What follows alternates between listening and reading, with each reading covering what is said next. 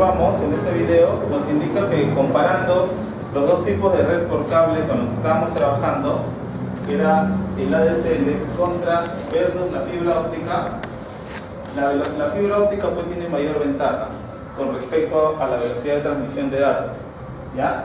Eso es muy importante, ¿por qué? Porque hay proyectos ya en el Perú de redes dorsales de fibra óptica que se están repartiendo para todo el Perú. De esa forma entonces tenemos acceso a esos servicios.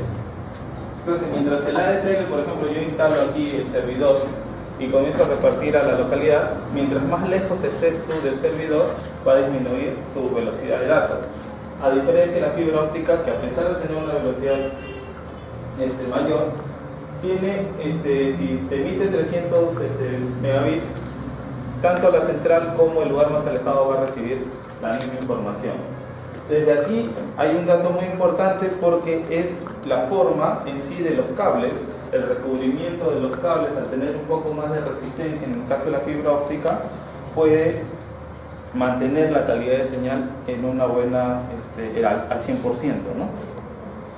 Entonces aquí observamos este proyecto que actualmente ya está desarrollado, la red de fibra óptica en el Perú.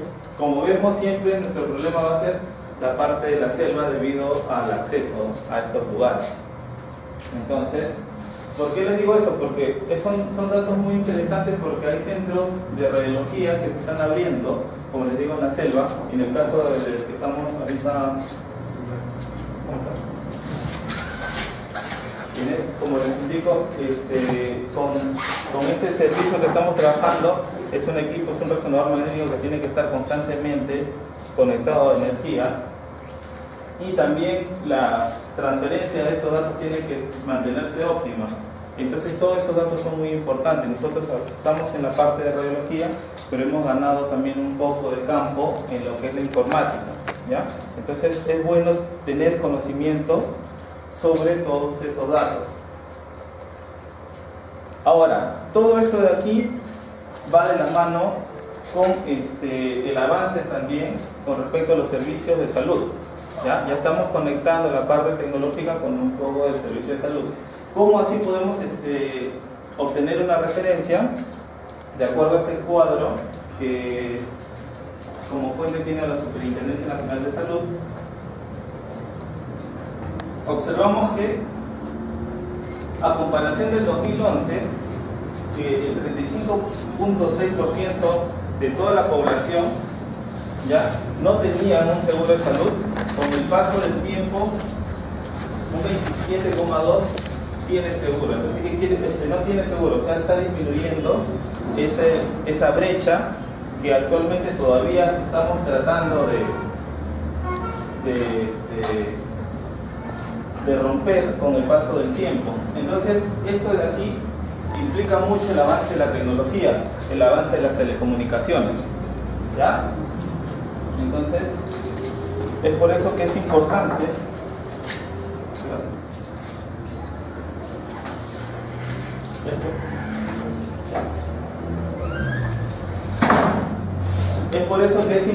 tener de referencia el avance de cómo se está desarrollando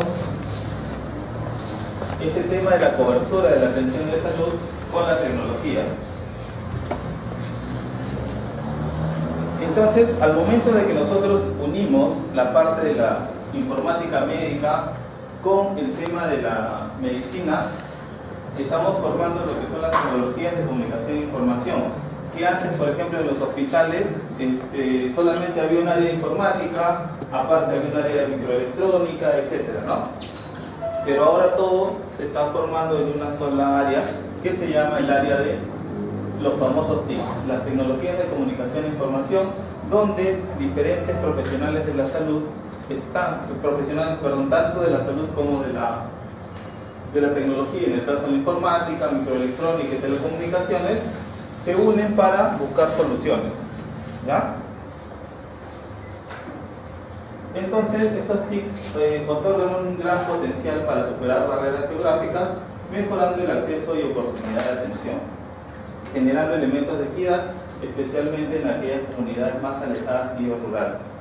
¿no? Como experiencia personal, en la actualidad estoy haciendo una tesis que se encarga justo de brindar servicios de salud en mi maestría, ¿no? A distancia, a través de estos sistemas.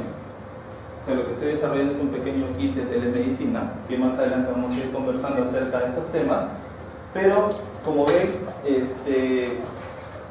esto es muy importante. ¿Por qué? Porque como sabemos, nosotros tenemos una geografía que tiene muchas características. Tenemos costa, sierra, selva, hay muchas brechas con respecto a lo que es la geografía, con respecto a las tasas de pobreza y todos los accesos a la salud. Que a través de estos temas de los TICs están que se acercan poco a poco a esos centros alejados, y de esa forma estamos brindando pues la salud como debe de ser a las personas que están en esos lugares. Entonces, ¿cómo se van integrando estas TICs en los servicios de salud? Por ejemplo, aquí en el tema de los dispositivos médicos, antiguamente todos los dispositivos, cada uno tenía sus características, su servidor, y trataban de estar lo más ordenados posible, pero como vemos era diferente, no se podía. Entonces, a través de los nuevos sistemas de administración, observamos que ya hay un orden, ¿cierto? Incluso tenemos datos que podemos conservar a nivel hospitalario, datos de pacientes, donde podemos almacenar imágenes, videos, informes, etc. Además de eso, además de tener a nivel físico un soporte, también actualmente ya hay soporte a través de la nube, ¿no? Las famosas clouds, que nos dan el servicio, el espacio de almacenamiento para diferentes datos. En caso, por ejemplo, ustedes estén administrando una clínica o estén en un lugar donde no tiene mucho espacio, a través de la nube pues se puede compartir esa información a través de un servidor. ¿Ya? Incluso pues esto puede ser administrado ya a través de dispositivos móviles, como observamos aquí. Entonces, ¿cuáles son los objetivos a futuro de estos servicios? Primero, el problema de siempre, ¿no? La seguridad en las redes, ¿no? Tenemos que tener una red que sea segura. ¿Para qué? Para evitar que los datos de los pacientes sean alterados de repente o puedan violar su privacidad, ¿ya? Las redes efectivas, entonces por eso es que se están desarrollando, como les estaba explicando, el tema de las redes de fibra óptica en el país. Seguridad en almacenamiento de datos y sistemas, la confidencialidad, que es muy importante. Ese es un dato muy importante cuando trabajamos con imágenes biomédicas, en el caso del paso de las imágenes del PACS, integración de datos, interconexión segura entre equipos biomédicos y no biomédicos que trabajan en la misma red. Bueno, entonces eso es con respecto a lo que se desarrolla actualmente en los centros de salud, ¿no? Ya no hay un centro solo de informática, sino que ya que se manejan centros donde ya están en conjunto de lo que es la informática, las telecomunicaciones. ¿Para qué? Para mejorar el servicio que se brinda. Ahora, ¿cómo nosotros vamos asociando esto a la parte de radiológica? A través de la evolución de equipos biomédicos. Como sabemos, nosotros actualmente solo trabajamos con imágenes digitales, ¿cierto? Entonces, todas estas imágenes digitales, como vemos aquí, la señal puede llegar de una forma, pero esta señal pasa por un muestreo. Este muestreo va a ser ordenado luego en una matriz y formamos una imagen. Ahora, para nosotros saber aproximadamente el valor ya en peso de las imágenes, tenemos que tener en consideración el tamaño de su matriz, ¿no? Entonces, ustedes ahorita que estaban viendo tomografía, aproximadamente una imagen de tomografía procesada ya para ser observada está variando entre 256 por 256, mientras que las rayos X digitales tienen una matriz muy alta, como se observa. ¿Por qué? Porque nosotros necesitamos una buena definición de los huesos, ¿cierto? Mientras que la tomografía, comparándola, necesitamos una mejor resolución de contraste. Ahora, comparándolo esto con la resonancia magnética, donde nosotros observamos las diferencias entre las partes blandas del cuerpo, entonces podemos utilizar matrices un poco más grandes y de esa forma puedes definirlo mucho mejor. En el caso de la medicina nuclear necesita una matriz más baja porque lo único que necesitamos es ver captaciones, ¿cierto? Las captaciones de los radiofármacos con los que estamos trabajando. Entonces, todos estos conjuntos de imágenes se van sumando y nos va a dar el peso pues, en megabytes. ¿Ya? Entonces, todo eso también va a depender de la resolución con la que estemos trabajando. Entonces, aquí como observan, no se llega a observar muy bien la definición, la resolución de la... Pero ya en el PDF que lo voy a pasar, para hacerlo mejor. No sé si observa aquí en esta imagen que tiene una matriz de 1024 por 840 que pesa 1.6 megabytes. En comparación a esta tiene baja resolución pues, espacial, ¿cierto? Entonces incluso hay normativas que nos indican que como mínimo para que una imagen pueda ser evaluada y puedan decir que sirve para el diagnóstico, se necesita aproximadamente entre 1024 a 752.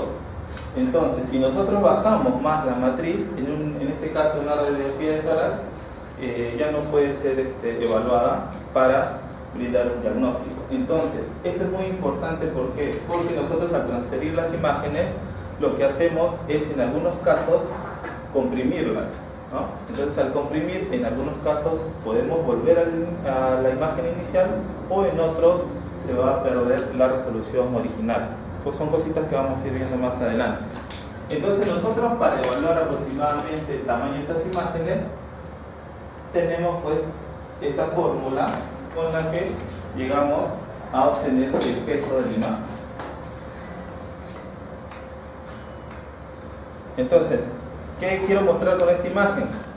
Que con el paso de los años, como observamos, tanto la resolución del contraste, como vemos aquí solo tenemos 3 colores, ¿cierto? Pero mientras vamos evolucionando, la gama de contraste va aumentando. ¿Por qué? Porque tenemos sistemas que procesan estos datos mucho más rápido. Por lo tanto, ya podemos obtener una imagen con mejor definición y con una mejor resolución de contraste. ¿Ya? Entonces, esta imagen, ¿ustedes han hecho rayos X digital indirecto? Sí. ¿Sí? Entonces, ¿ustedes han visto cómo es el proceso? A ver, recuerdo lo que tú has visto. Cuando vas a imprimir, cuando vas a procesar la imagen, el chasis. En el chasis lo pongo en el digitalizador y después de modelo espero que pase la pantalla de la workstation. Ya, claro. Entonces, cuando estamos en ese momento, cuando nosotros estamos digitalizando la imagen, ¿qué pasa? Este chasis, ¿no? Ya no tiene una película como antes, pues la famosa plaquita que le decían, ¿no? No, sino esta es una imagen que está compuesto de fósforo, ¿ya? Es blanco, ¿ya? Entonces, ¿qué pasa? Si nosotros le hacemos un corte y hacemos una evaluación así microscópica, observamos que este es su espesor, ¿ya? Entonces, ¿qué pasa?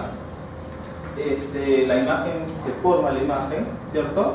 La señal es detectada, pero esta señal pasa por esa placa de fósforo y como observamos, se produce esta señal, ¿ya? Pero ¿qué pasa?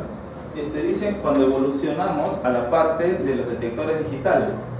Como observan aquí, si nosotros vemos un detector así a nivel microscópico, observamos que su forma es como columna, ¿cierto? Comparando al otro fósforo que son como piedritas, ¿qué pasa? Al momento que pasa esta señal, va chocando, ¿cierto? Y va perdiendo su efectividad. Entonces, de lo que llega con un 100%, su amplitud llega a un 70 aproximadamente, ¿no? Mientras que en la parte digital, solamente por la forma de su detector, de lo que llega al 100, aproximadamente un 90% sigue siendo señal. Entonces, ¿por qué les digo que esto es importante? Porque esta es parte de lo que es la parte inicial de la transmisión de estas imágenes, ¿ya? Entonces, ¿por qué? Porque a veces nosotros vamos a tener que alterar factores para obtener imágenes de alta calidad. Entonces, Por eso les digo, nosotros estamos viendo lo que es radiología, pero a veces hay que ir un poquito más allá para entender cómo es que está evolucionando, por qué está evolucionando, y simplemente por estas cositas, por estas pequeñas diferencias, puedo mantener la pureza de mi señal, que esa es una de las premisas más importantes cuando nosotros formamos imágenes. Si nuestra señal llega al 100%, tratamos de mantener la señal más alta. Al menos en resonancia magnética siempre tratamos de mantener eso para obtener una buena resolución. Entonces, como observamos aquí, solamente por la forma que tienen los detectores, observan cómo se va alterando esta señal. ¿Ya? Entonces, otro dato importante es, por ejemplo, en este caso, la velocidad de la formación de estas imágenes. Aquí ya tenemos el flat panel con un detector digital directo. O tomas la imagen y automáticamente ya aparece en la pantalla. Entonces, en estos equipos portátiles que tenemos en el Instituto Nacional del Niño, nos facilita el trabajo, en este caso en sala de operaciones, ¿no? Están colocando al paciente un CBC, de repente quieren ver si está bien colocado, tomamos los rayos X y ahí mismo nada más aparece en la pantalla. Entonces, evolucionando, como le digo, solamente por datos que inician como esto, podemos llegar a transferirlo mucho más rápido, como en este caso, ¿no? Entonces, ahora otro detalle, por ejemplo, en las salas de angiografía tenemos, aparte de las pantallas, ¿no? Tenemos varias pantallas donde vemos el procedimiento, ¿ya? Ahora, dentro de estas pantallas se está implementando otras pantallas, ¿para qué? Para observar sus estudios previos y de esa forma nosotros guiarnos. Entonces, mientras yo puedo controlar eso, lo controlo en un cuarto, en el área de operaciones están que lo observan. Entonces, estamos hablando pues de ya cosas un poco más adelantadas, pero como ven, mientras nosotros estamos aquí conversando siempre hay algo nuevo que va saliendo. Entonces, vemos que en el área de geografía también hay otras pantallas ya más dedicadas donde el médico puede observar mientras está desarrollando la operación. Y hay ahora algo nuevo todavía, que ustedes han jugado PlayStation o Xbox con sensores de movimiento. No, era muy poco. Ya. ¿A qué voy con esto mostrándole esta locura?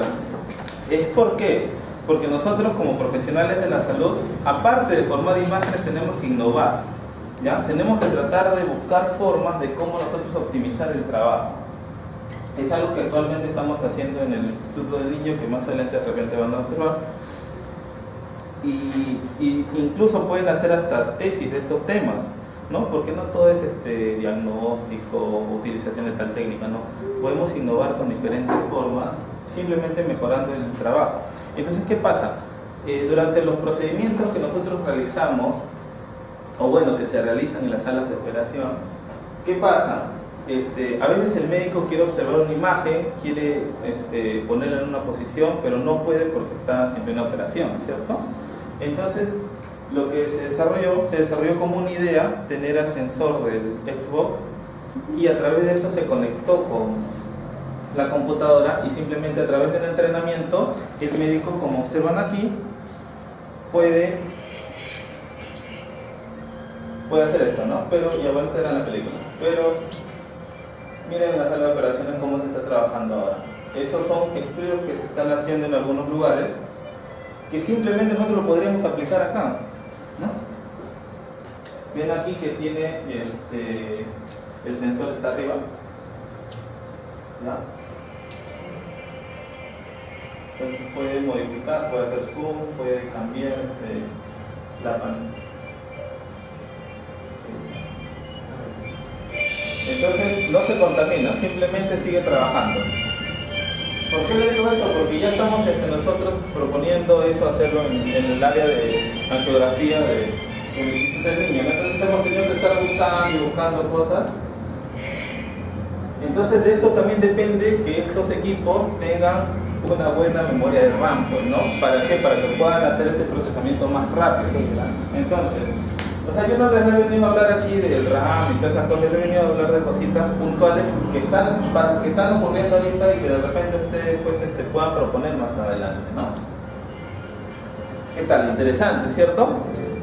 Entonces, miren, y aquí están trabajando en un área de geografía, ¿no? De repente están haciendo un cateterismo cardíaco y esto facilita, porque a veces no nos llegamos a comunicar muy bien con los médicos. El médico quiere observar, quiere que hagamos una medición y no lo entendemos, pero él no lo puede hacer porque no lo puede tocar. Entonces, como no lo puede hacer, se está haciendo esta forma para facilitar. Entonces, esto lo pueden encontrar, aquí se llama TestView, ¿ya? Comenzó, como les digo, TEDcast, se llamaba la primera plataforma que desarrollaron, algo simple, fue un concurso de ideas con esta técnica del Xbox, ¿ya? Y de repente desarrollaron algo interesante.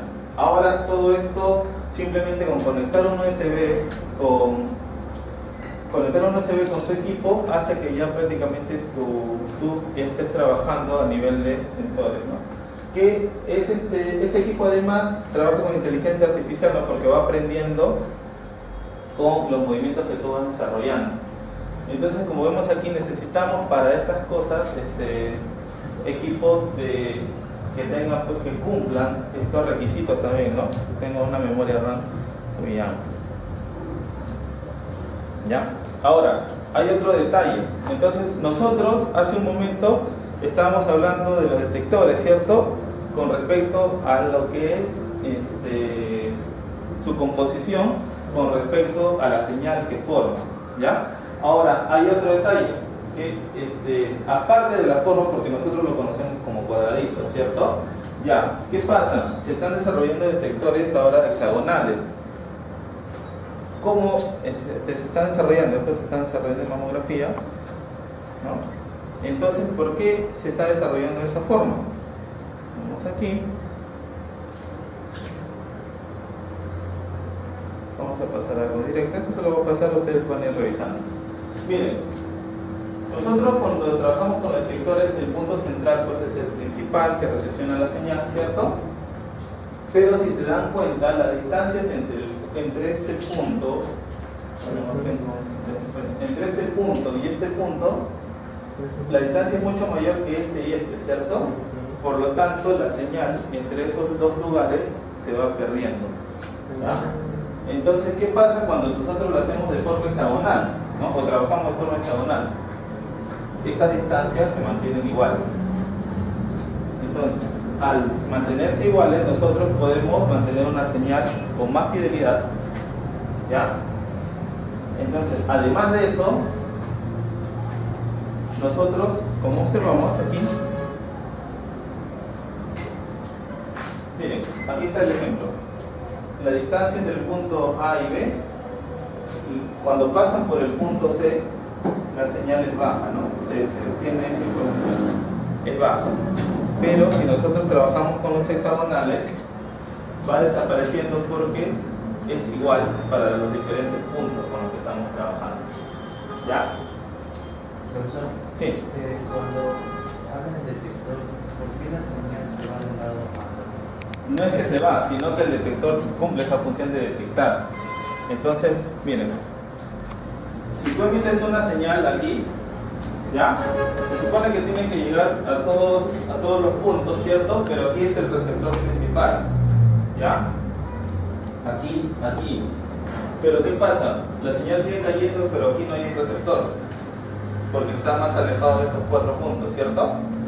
A diferencia de esto, ¿no? Que mantiene las distancias entre estos puntos más cerca. Y entonces de esa forma la señal que tenemos se mantiene en un porcentaje alto. Y de esa forma, ¿qué podemos hacer nosotros en rayos X? Cuando tenemos una señal alta, podemos disminuir el KB, podemos disminuir el MA. De esa forma nosotros podemos disminuir la dosis de radiación. ¿Ya? ¿Está bien?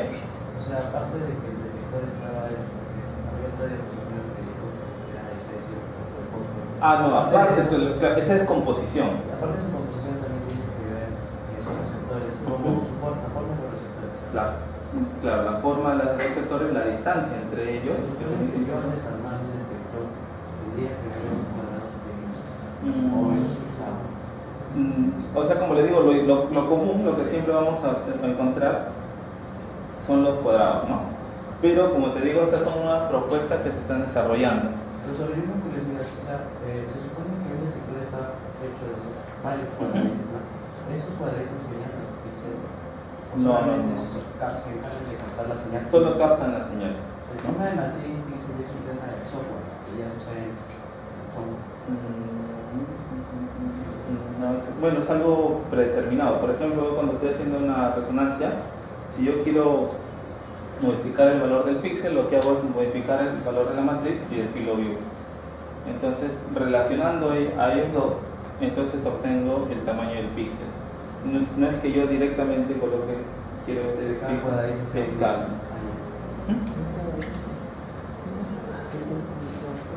píxel. Sí. Ya. Ya, entonces, como les digo, hay estos temas en lo que es composición, forma de detectores. Entonces, para esto también, para procesar rápido estos datos también igual se necesitan equipos de alta gama, ¿no? Y se está haciendo bastante mamografía. Ahora, con respecto a la evolución de estos temas, ¿por qué pongo de ejemplo el tema de la tomografía? Porque como sabemos, la primera tomografía que se realizó, ¿con qué tipo de reconstrucción fue? ¿Y cómo es la reconstrucción iterativa?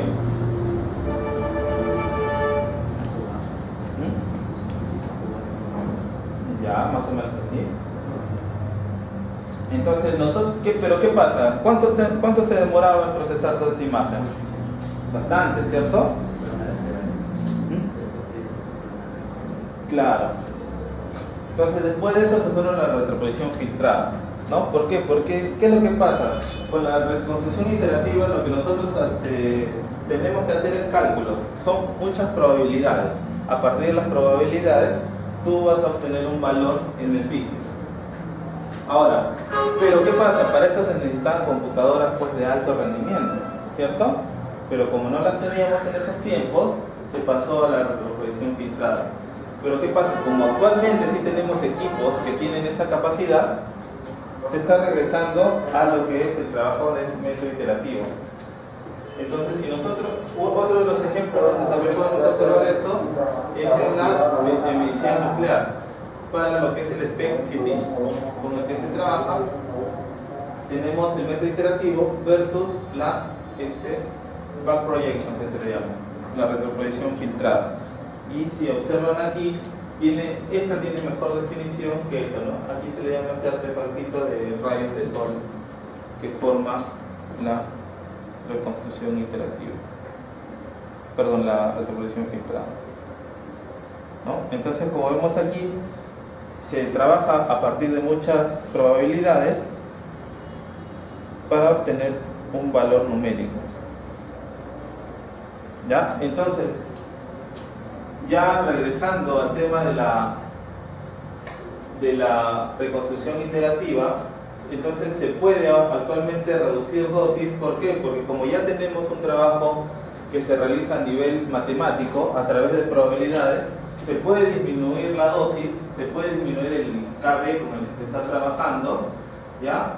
Y a través de eso nosotros, comparando, por ejemplo, si colocamos el mismo KB en una back projection y en una reconstrucción iterativa, observamos de que, claro, lo lógico, si nosotros disminuimos el KB, disminuimos la penetración, por lo tanto las imágenes son más ruidosas.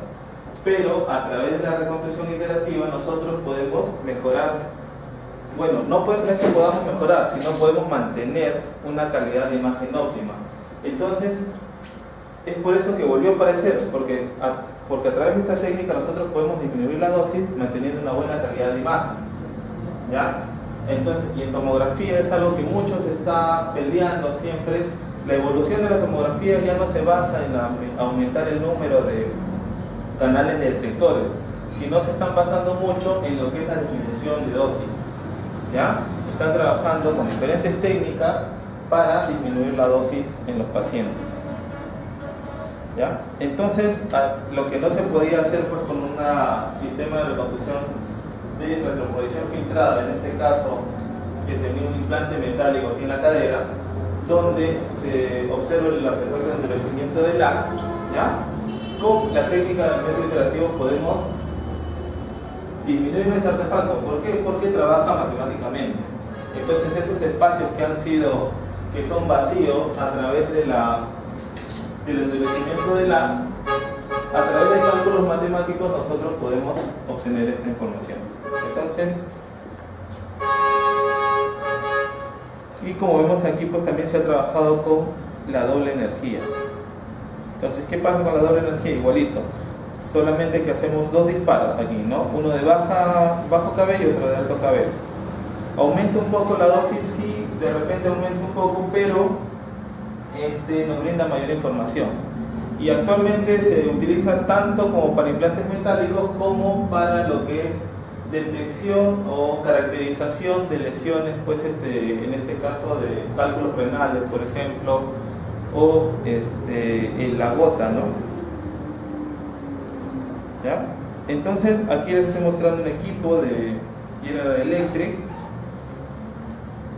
donde tiene un tiempo de rotación de 0,2 segundos, pero mientras está haciendo la rotación, ¿ya?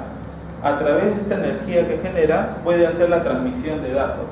Entonces está ganando a través de esta función que haces, estás ganando velocidad para transmitir también datos. Como vemos, los equipos actualmente están tratando de optimizar todo su trabajo, y como vemos aquí, pues la cobertura en este caso de este equipo de 320 canales es muy amplia.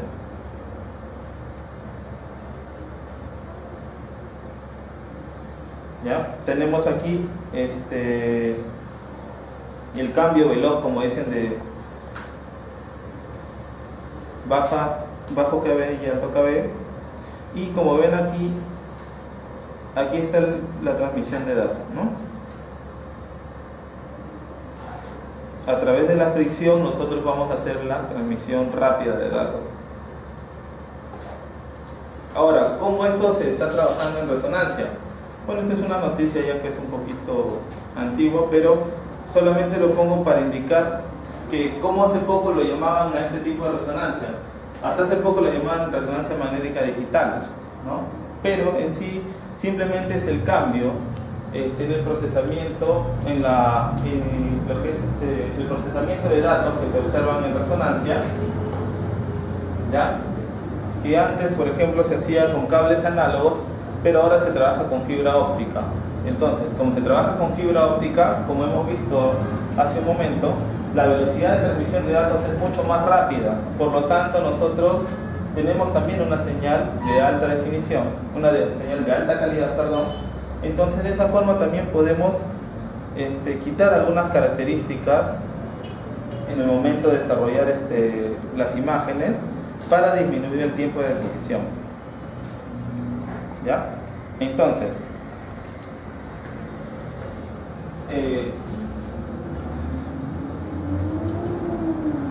este es un equipo, como ven, Philips, donde observan estos diferentes pines, pequeñitos pines que tienen, ¿cierto? Tienen diferentes, ¿por qué? Porque hay varios puntos de recepción que va a haber de esa señal, ¿ya? Mientras que los cables, como están aquí de fibra óptica, son mucho más potentes, son mucho más resistentes. Por lo tanto, la señal con la que vamos a trabajar, la velocidad de estas señales van a ser mucho más rápidas y va a mantener la pureza de esta señal, ¿ya?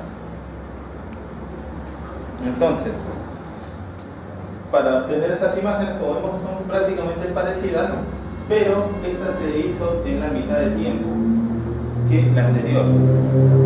Y como vemos aquí, ya, entonces, para que más o menos entiendan el cuadro de lo que les estoy hablando, aquí hay un videito donde nos va a explicar eso, ¿no? A través de la imagen. Vamos a observar cómo era el resonador antes. Como ven, está lleno de cables y todavía hay muchos resonadores aquí en Lima que tienen esa forma, ¿ya? con los sistemas analógicos. Miren cómo tenían que pasar todos los datos. El digital le está quitando todo eso a través de la fibra óptica, como observan. La conversión análogo-digital es prácticamente, miren, se ha reducido todo a una pequeña tarjeta, ¿ya? Que a través de la red de fibra óptica esta señal puede ser tratada más rápido. Por eso es que le llamaban, pues, hasta hace poco resonancia magnética digital, pero sigue siendo lo mismo, solamente que han cambiado los sistemas de recepción. ¿Cómo ven, no? Por eso es importante saber todas estas cositas. ¿Por qué? Porque nosotros en los servicios donde vamos a trabajar tenemos que conocer principalmente con qué equipo estamos trabajando, las limitaciones de ese equipo, y de esa forma pues nosotros vamos a poder ir optimizando nuestro trabajo. ¿Ya? Entonces, así trabaja este sistema. Aquí hay otro video.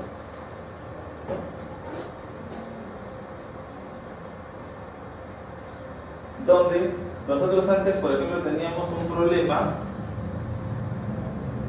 en lo que, por ejemplo, cuando hacíamos abdomen o columna, teníamos que colocar una antena dedicada, ¿no? Pero como ven aquí, en este video, a ver, lo vamos a mostrar.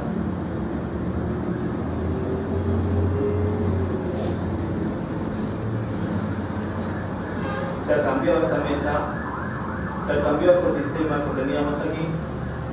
Todos estos cables por donde tenía que procesarse la señal. Entonces la señal va perdiendo su calidad mientras más procesos tenga que pasar, ¿no?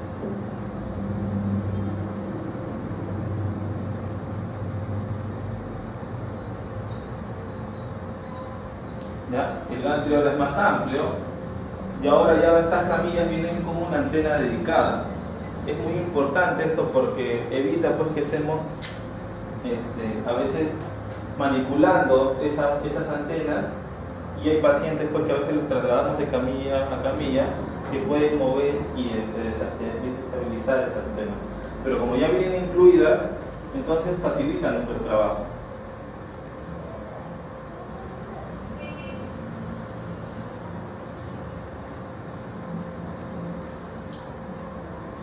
Entonces, a través de este sistema, como vemos, la velocidad de esta transmisión de datos pues es mucho más rápida.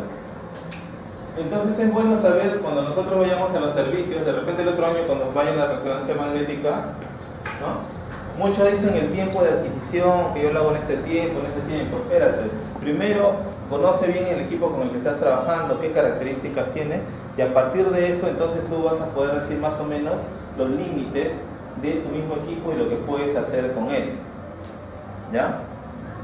Entonces, hay un tema también con respecto al 3 teslas y 1.5 teslas, ¿no? Muchos dicen que el 3 teslas es mucho mejor que el 1.5, que prácticamente hace las adquisiciones en la mitad de tiempo, cosa que no es real, ¿ya?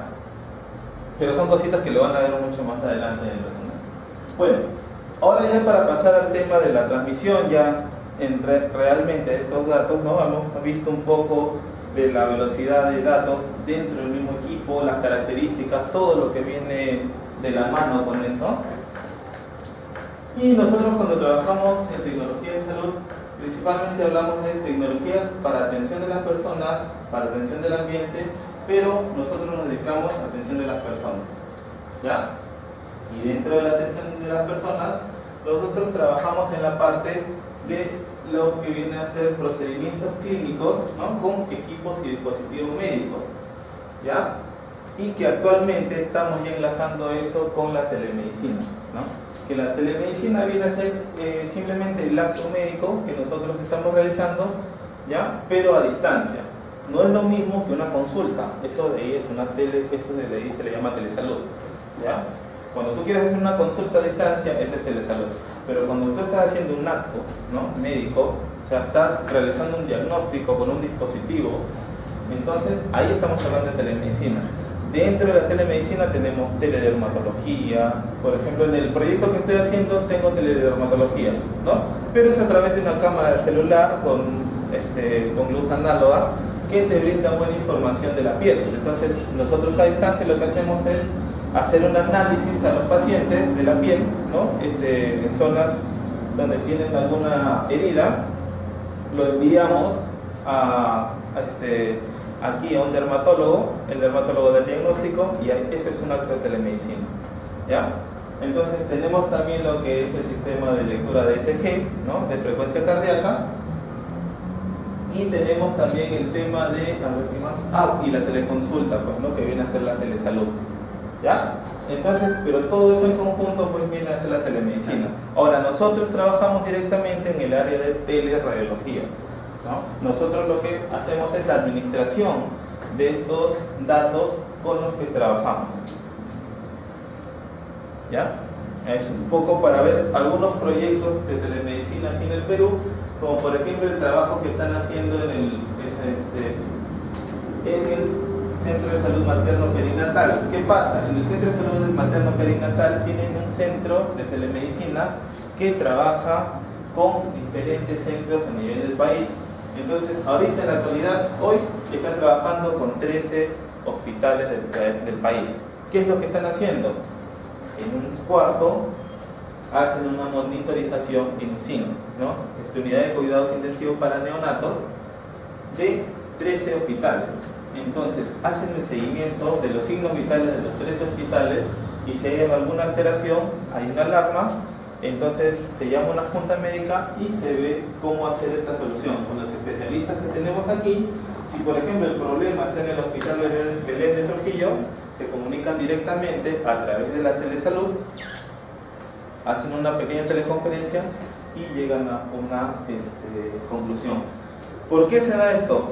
Por las mismas brechas que no solamente existen a nivel geográfico, a nivel de pobreza, sino de los mismos profesionales de la salud que no tenemos en provincia, ¿ya? Hay una falta muy grande de especialistas. Entonces, al existir una falta de especialistas, a través de estos sistemas ya se puede hacer algo, ¿no? Muchos dicen que sí, es muy frío esto porque no hay contacto directo del paciente, pero ante la necesidad pues tenemos que buscar siempre una solución, ¿no? Y actualmente la telemedicina que da pues bastantes beneficios, ¿ya?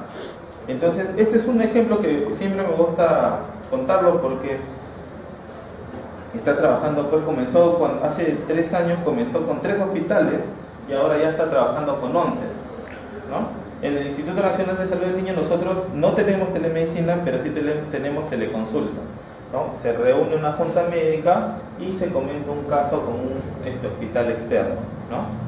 ¿Ya? Pero como aquí trabajan con los signos vitales de los pacientes, entonces esto es telemedicina, ¿ya?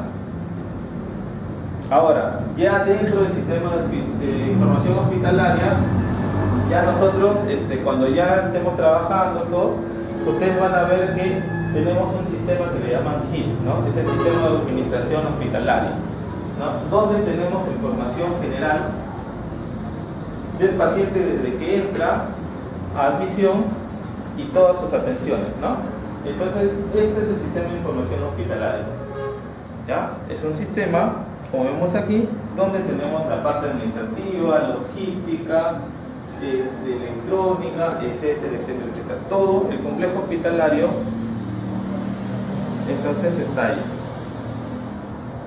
Ahora, ¿qué pasa? Hay un problema aquí en este tema. Por ejemplo, nosotros no podemos ser especialistas en todo, ¿cierto? Entonces, ¿qué pasa? Como no podemos ser especialistas en todo, siempre hubo este problema con el GIS, por ejemplo, holístico. ¿Qué pasa? A través de una sola marca administraba a todos los servicios. Por ejemplo, si de repente Samsung quería administrar todo, Samsung es el sistema general de GIS, también te administraba RISPAX, también te administraba laboratorio y todo lo demás. Pero ¿qué pasa? Nosotros no trabajamos bien con Samsung, ¿no? Nos preferimos Apple, preferimos Kerstin, ¿ya? Entonces se rompió esto y pasamos ahora a tener un GIS heterogéneo. O sea, cada servicio va a trabajar con los servidores que más les convenga, con los que más tienen afinidad. Entonces, de esa forma, cada lugar tiene su centro de datos, ¿no? y de esa forma pues pueden administrar su información con la que están trabajando. ¿Ya? Luego de esto pasamos ya de la parte hospitalaria, pasamos a la parte del área de radiología, donde estamos viendo el tema del RIS. ¿Qué viene a ser el RIS?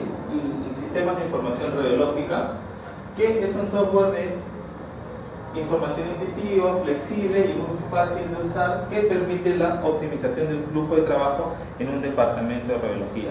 Entonces nosotros a través del sistema RIS podemos tener información desde que el paciente llega al lugar, o sea, al centro, al área de radiología.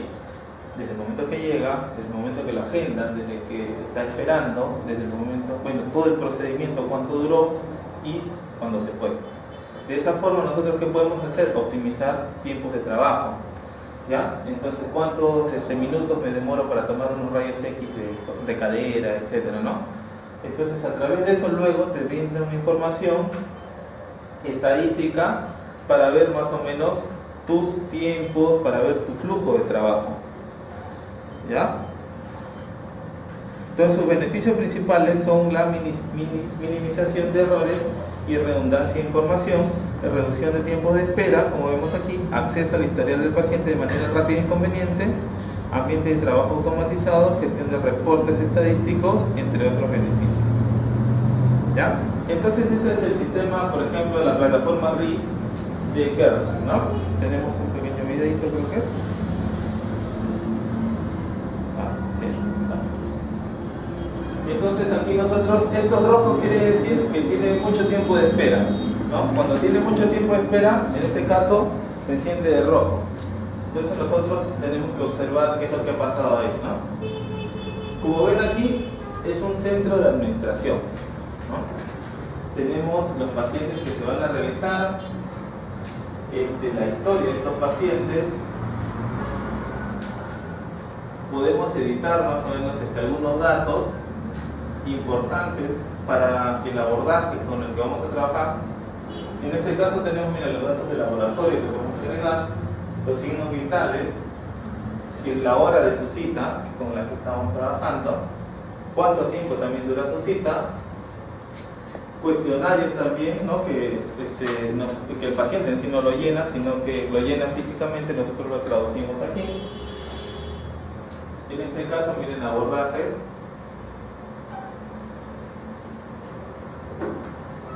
Para ver a qué nivel más o menos está la lesión, etc. O sea, son todos estos datos que digitalmente se van a mostrar al momento de que el médico va a comenzar a hacer el informe. Entonces, ¿quiere el médico datos para hacer el informe? Ahí están los datos, que son ordenados a través del RIS. ¿Ya? Entonces, ahora, ya tenemos el sistema de administración. Ahora, ¿cómo se almacenan y cómo se transfieren estos datos? Entonces, ahí es donde entramos al famoso PACS, ¿ya? Que viene a ser el sistema de almacenamiento digital, transmisión y descarga de imágenes radiológicas, ¿ya? Entonces, los PACS, como observamos, se componen de partes software y hardware que directamente se comunican con modalidades y obtienen las imágenes de estas, ¿ya? Entonces el visor PACS es un software que se instala en la estación de trabajo que utiliza el radiólogo para recibir y mostrar imágenes radiológicas. Entonces, funciones que vienen a hacer: adquisición, primero está en la parte de captación, gestión y almacenamiento. Se puede hacer una visualización o procesamiento también de imágenes y la distribución de estas, ¿no? Tenemos aquí un sistema de PACS. Un momento.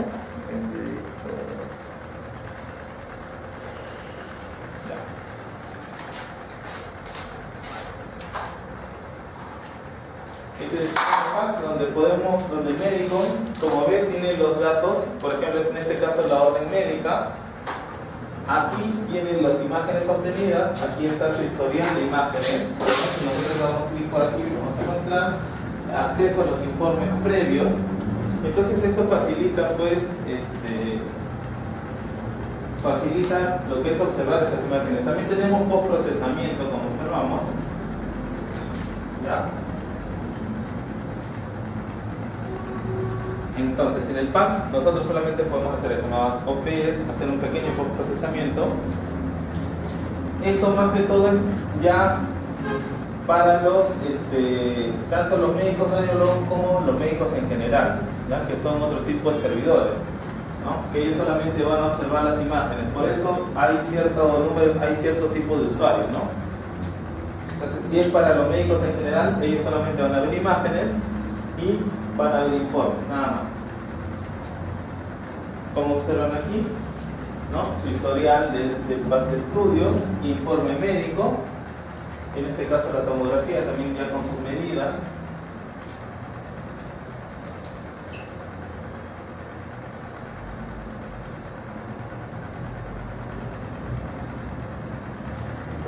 Ahora, dentro de la seguridad, pues ese es un detalle importante para ver lo que es la copia de seguridad remota, datos redundantes locales, los servidores clúster con los que se trabaja.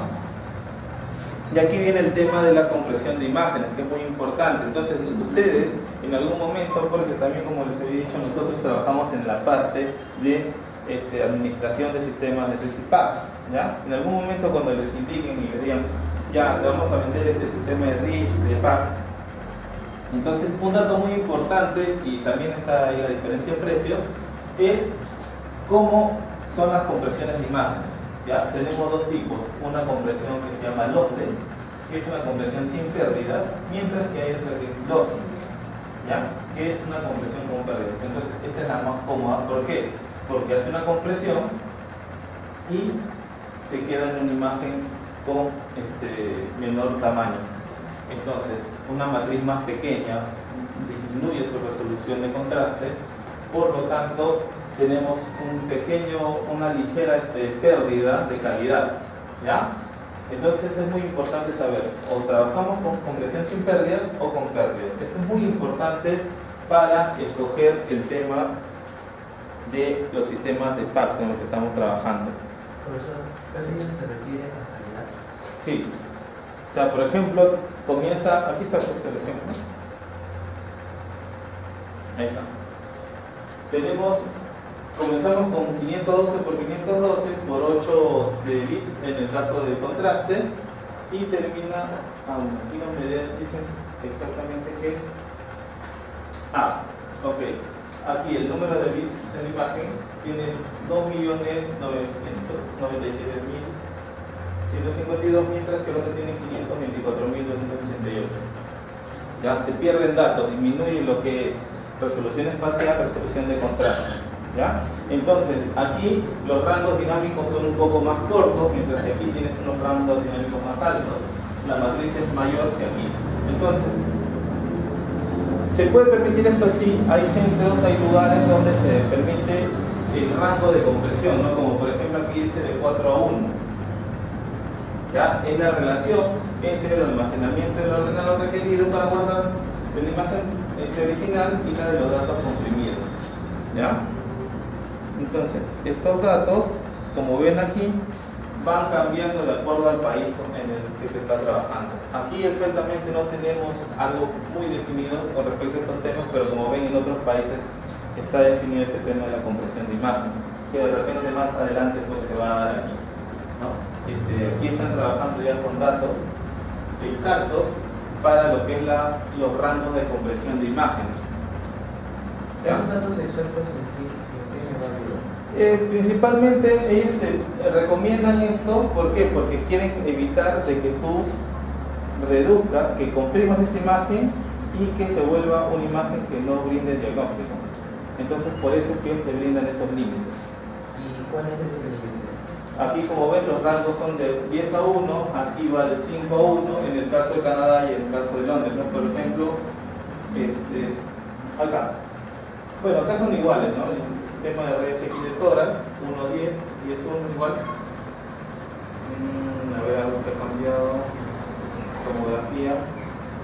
Aquí, mira, por ejemplo, tomografía te dice que para todas las áreas va de 5 a 1, mientras que en Canadá te indica de que para el cerebro sí puede ir de 5 a 1, pero para el abdomen puede ir de 8 a 1, etc. Puede ir cambiando. Es de acuerdo a lo que ellos están trabajando, ¿no? Lo que ellos creen que puede alterar lo que es el diagnóstico. Eso es una cosa que quiere decir que quiere decir que 8 no pierde nada, que 1 perdió. Claro, va bajando eso, como aquí vemos. En este caso es 4 a 1, ¿ya? Ha perdido prácticamente la mitad, ¿cierto? No, 4 veces. No, perdón, el 25% del peso original, ¿no? ¿Ya? Mientras que aquí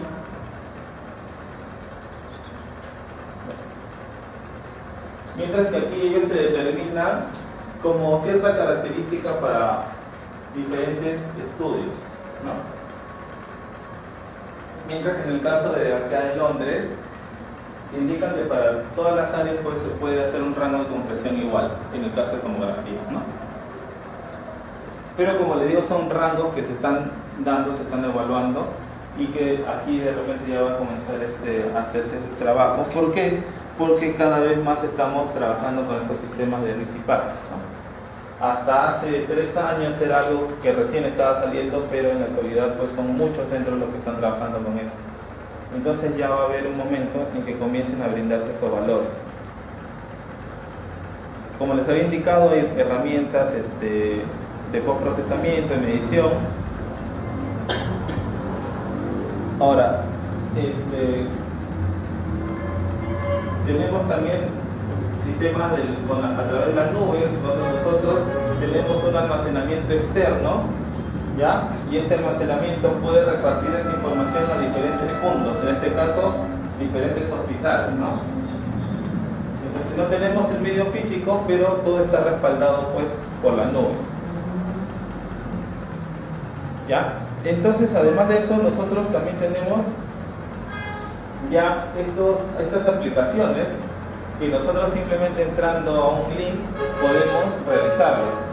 Entonces, eso quiere decir que la velocidad de transmisión de datos pues, cada vez está mejorando. Entonces, en este caso, esta tomografía puede ser postprocesada por el médico en cualquier computadora que tenga a disposición.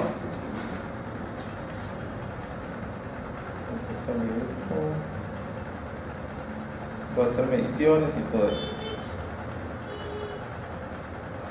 Y el DICOM, pues que la unidad que en sí, el DICOM no viene a ser el formato de la imagen, sino que viene a ser un estándar con el que se trabaja imágenes médicas e información relacionada. O sea, no solamente imágenes trabajamos con DICOM, sino también si desean pueden agregar historia clínica, de repente información digital que quieran almacenar en un lugar. Eso viene a ser el DICOM, ¿ya? Entonces cuando vemos el formato DICOM no es exclusivo de imágenes, ¿ya? Porque también lo tienen en la parte para la lectura de ECG también, ¿ya? Entonces dentro del DICOM tenemos información de pacientes, datos de adquisición, datos de historial de paciente también. Y el HL7 pues que vienen a ser los estándares ya con los que están trabajando el intercambio electrónico de toda esta información, ¿no? Que lo vimos al inicio. Estos son otras cositas que están saliendo, como ven a través de la realidad virtual. Este nuevo sistema está saliendo para lo que es el procesamiento de tomografías, ¿no? Aquí nos indica, ¿no?, cómo ha ido evolucionando. Con el paso del tiempo ahora te colocan los lentes en 3D y puedes observar la imagen fuera de la pantalla y hacer el procesamiento, ¿no? Entonces esto comenzó como una idea pues, que se hacía en la arquitectura, pero ha pasado ahora a la medicina. Como vemos, vamos viendo nuevas cositas que van saliendo, pero nosotros podemos aplicarla en la parte de medicina, especialmente en nuestra área. O sea, el área de radiología es el área que más evoluciona en medicina actualmente. Siempre hay algo nuevo, siempre van a encontrar algo novedoso aquí, ¿ya? Entonces, como vemos aquí, a través de estos lentes pues se puede obtener la libertad. Y para concluir, principalmente para ver la velocidad de transmisión de datos, ha llegado al valor al corazón en 7 dimensiones. O O sea, que antes lo evaluábamos en 4 o en 3 dimensiones, en la actualidad se puede hacer en 7. Pero ¿qué pasa? Necesitamos un lugar donde procese los datos rápidamente. Entonces, como no lo tenemos físicamente, ya pasamos ahora a trabajar con la nube, ¿no? Entonces, ¿cómo trabaja esto? Entonces, si nosotros, usualmente para hacer un estudio de corazón, pues nos tomamos un poco más de tiempo, 40 minutos, etc., ¿no? Pero a través de esta técnica se puede hacer en 8 minutos con respiración libre. O sea, el paciente se echa, lo dejas 8 minutos y te hace todo el análisis, tanto morfológico como funcional. Entonces, ¿cómo son las 7 dimensiones? 3 en el espacio, 1 en el tiempo y 3 en la dirección de flujo, ¿ya? Que es muy importante, pues, para ver estas patologías presentes en el corazón, ¿ya? Entonces, no solamente vemos evaluación morfológica, sino evaluaciones de flujo, ¿ya? Eso que actualmente todavía no lo tenemos aquí,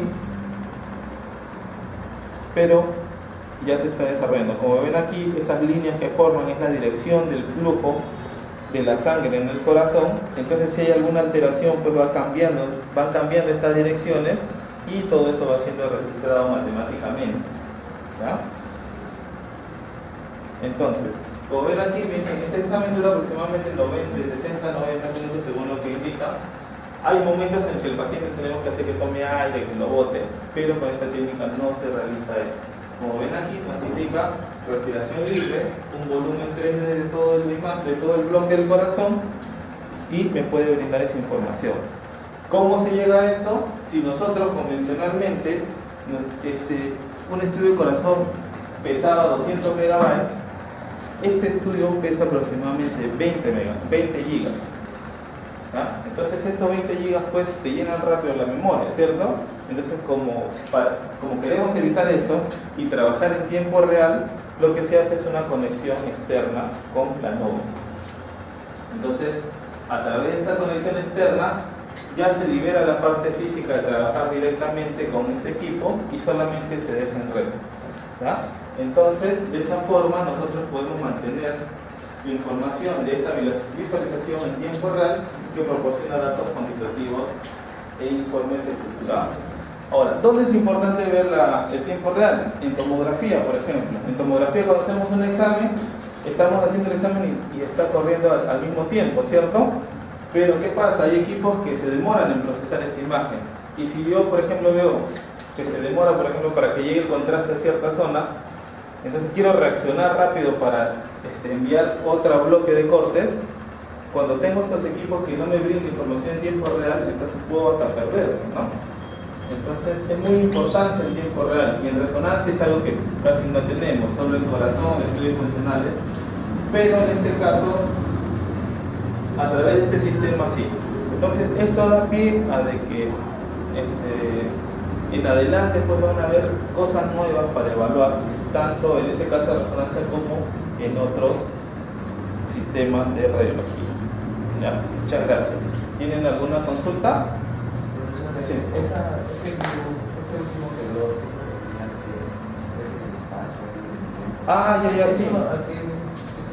Eso lo vas a ver cuando estés ahí en resonancia, pero 3 en el espacio indica principalmente la parte anatómica, los 3 evaluaciones anatómicas, ¿ya? ¿Ya? 1 en el tiempo para evaluar el tiempo de resolución temporal con el que estamos trabajando, y 3 de las direcciones del flujo. Las direcciones del flujo van de la mano con la adquisición morfológica que tenemos aquí. Entonces, en corazón tú haces evaluaciones morfológicas y funcionales, ¿ya? Entonces, dentro de las funcionales están las direcciones del flujo, que a veces este flujo puede ser alterado. Entonces, al ser alterado, puede cambiar su dirección del flujo, y al cambiar su dirección del flujo, entonces nosotros podemos indicar que ahí hay una pequeña falla. Entonces, a través de una evaluación matemática se observa pues en cuánto ha variado ese flujo a ese nivel. El color indicaría. El color indicaría. Me imagino que si es más intenso es más velocidad. No. Aquí lo que el color indica es la dirección de ese flujo. Como te digo, es una evaluación matemática. Tranquilo, no más que el otro año ya en tractografía vas a ver multicolores. Pero ahorita principalmente lo que estamos viendo es esto, ¿no? Profesor, otra consulta. En el caso de GIS, GIS y PAX, veo que en el PAX no solamente hay imágenes, sino también hay algo de información del paciente. Y el GIS es mayormente todo lo que es datos del paciente cuando entra al hospital. ¿Qué tendría el GIS? El RIS principalmente lo que hace es administrar ese área, el área de radiología. O sea, desde que llega el paciente, es atendido, se va, cuánto tiempo duró la atención, se canceló el estudio, y todo eso al final te da una información estadística. Entonces, a través de esa información estadística ustedes pueden evaluar cómo va su servicio. Eso es lo que te da el RIS, ¿no? El PAC principalmente se trata de almacenamiento de imagen, desplazamiento, transferencia de imágenes nada más a diferentes puntos que tenemos pues a través de la red, a través de las nubes, etcétera, ¿no? Cuando dicen nubes se refiere a internet, ¿no? Claro, la nube, pero a través de la nube en sí es a través como un punto de Wi-Fi, pero el detalle está en que tu servidor no existe en tu clínica, en el hospital, no existe. Tú lo vas a buscar, no lo vas a encontrar. Existe en otro lugar. Y en ese lugar solamente hay lugares, por ejemplo, que alquilan nada más esos espacios para tener ese almacenamiento de datos, ¿no? Entonces, ¿por qué se está dando esto? ¿Por qué? Porque en los hospitales, en los lugares de trabajo, lo que se necesita es espacio. Entonces, la nube te da ese espacio que te falta, ¿no? Pero ese espacio es físico. Ese es físico, pero no lo tienes ahí, lo tienes en otro lugar. Digamos, si es en el Perú, el lugar está en el Perú. En el Perú puede estar, lo más seguro que esté en el Perú, ¿no? ¿Por qué? Porque necesitas también cumplir, ahí es donde pasamos a la parte de la ética, ¿no? La seguridad de datos y todo eso, ¿no? Y la empresa con la que estás trabajando tiene que cumplir todas esas demandas, ¿no? Y DICOM usted dice que no solamente para la radiología, sino también para CGI. Sí. ¿CGI qué es? No, el SG, el electrocardiograma. Para otros, no, también se puede para lecturas de temperatura, también he visto, pulsos. Sí. Igual, o sea, en sí es un protocolo de trabajo en el cual almacena información de un paciente y luego puede ser representado a través de un software, ¿no? En el caso de las imágenes, todas las imágenes son JPG, ¿no? Todas son JPG. Lo único que pasa es que todas estas están almacenadas en un bloque, y este bloque pues es el DICOM, ¿no? Y aparte de eso tienes la información de los datos del paciente, tienes información de la dosis emitida, por ejemplo, de tomografía. Si quieres le agregas historia clínica, si quieres le tomas una foto al paciente y subes eso también. Todo eso resiste el formato. Sí, todo. Y la última pregunta es sobre el tema de... Usted estaba hablando de las dos etapas y se enfocaba en el cable. Ya. Decía que le tomaba dos cables, uno por cable alto y uno por cable bajo.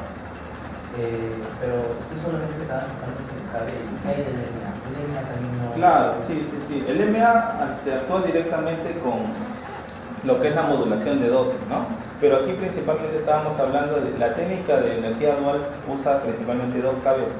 ¿Por qué utiliza 2kB? Porque nosotros necesitamos información de dos estructuras que van a ser penetradas por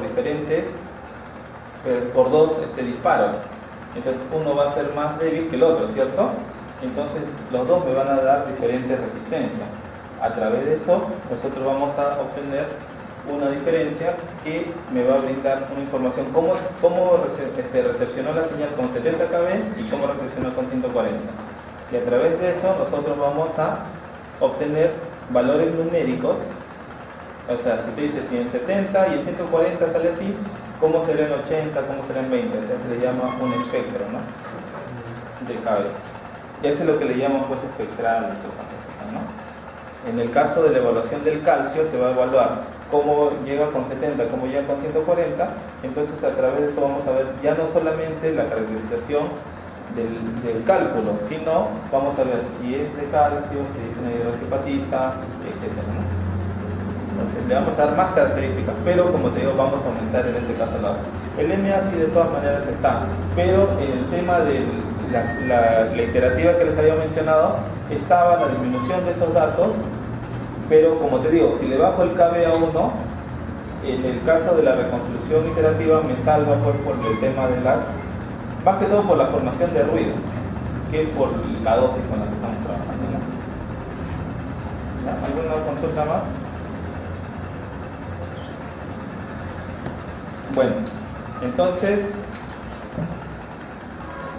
el tema de ética en sí es algo bien sencillo porque solamente es para que lo repasen. De la ética principalmente tenemos que saber